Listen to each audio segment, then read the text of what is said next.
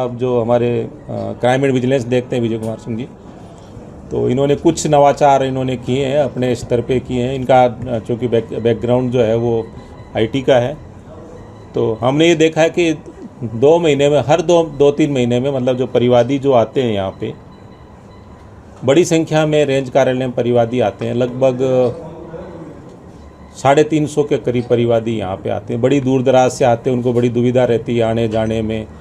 और एक परिवादी आता है तो उसके साथ 4-5 आदमी और आते हैं, तो उनका भी एक उसका खर्चा भी होता है और उसके अलावा काम छोड़ के भी आते हैं। बहुत बड़ा कोई प्रयास नहीं है हमारा, मतलब जैसे ई जन सुनवाई करने के लिए हमने जो फर्स्ट और थर्ड जो आपका फ्राइडे है, उसमें इवनिंग में हमने ई जन सुनवाई करेंगे। जहाँ परिवादी जहाँ चाहेगा हमारा आदमी कांटेक्ट करेगा।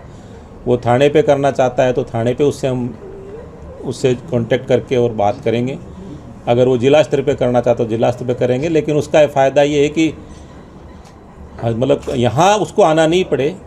तो ये हमने देखे आंकड़े जो आपका अगस्त से अक्टूबर के देखे तो लगभग 327 परिवादी आए।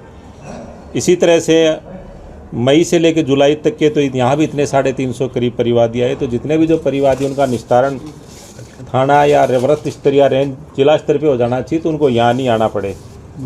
तो ये ई जन सुनवाई शुरू की है।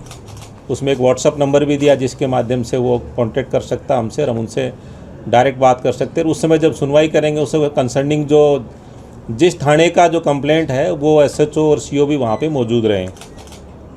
तो ये एक प्रयास हमने किया है। साथ ही हमने ये भी एक एनालिसिस किया है कि जिन जिन के परिवार ज़्यादा आते हैं उन एसएचओज़ को भी हमने नोटिस दिया, भाई इतनी जन सुनवाई करने के लिए आपकी कंप्लेंट के लिए यहाँ आना पड़ रहा है, इसका मतलब कहीं ना कहीं हमारी व्यवस्था में थाना स्तर पे कमी है ताकि उसको यहाँ आना पड़ रहा है।